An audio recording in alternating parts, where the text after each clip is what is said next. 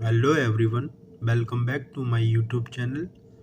I hope you all are doing good. So today we are discuss about how to find out the square root of a number with short trick. तो short trick के माध्यम से हम किसी भी number का square root कैसे find out करेंगे, तो उसके लिए मैं आपको कुछ स्टेप बताऊंगा, तो उनको फॉलो करना है।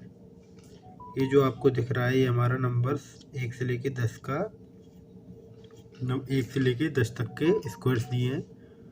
तो ये आपको याद होना चाहिए, इनको आप साइड में लिख लीजिए। इन्हीं की मदद से हम किसी भी नंबर का स्क्वायर रूट निकाल पाएंगे।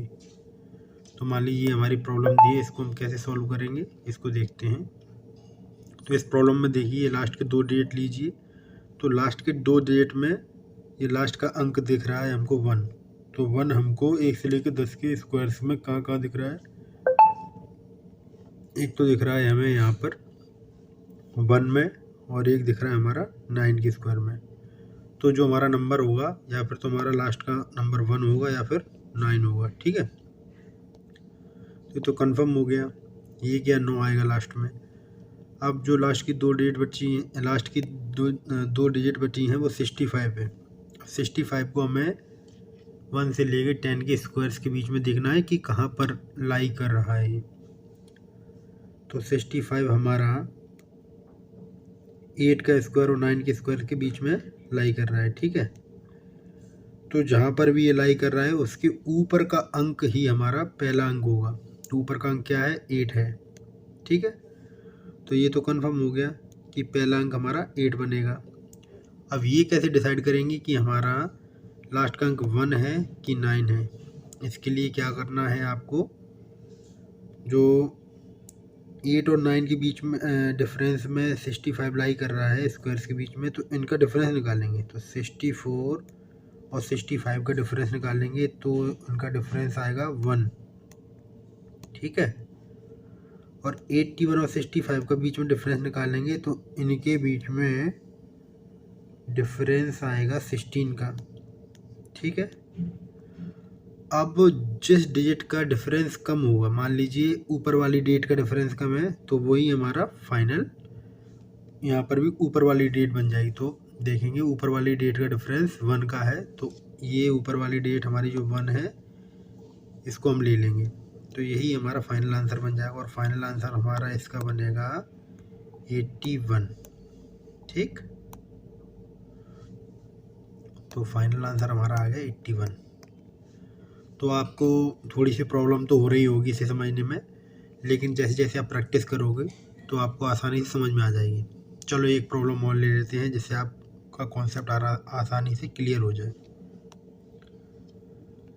ठीक है, तो सेम स्क्वायर्स को मैंने यहाँ पर कॉपी कर लिया है। अब प्रॉब्लम लेते हैं हम दूसरी, क्वेश्चन नंबर 2। क्वेश्चन नंबर 2 ले लेते हैं हम, चलो ये लेते हैं। रूट के अंदर 3136, इसका स्क्वायर रूट निकालना है।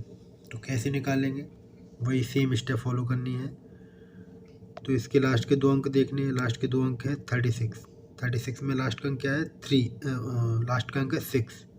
तो 6 कहाँ कहाँ आ रहा है, 6 हमारा है 4 में आ रहा है, 4 के स्क्वायर में आ रहा है, और 6 के स्क्वायर में आ रहा है।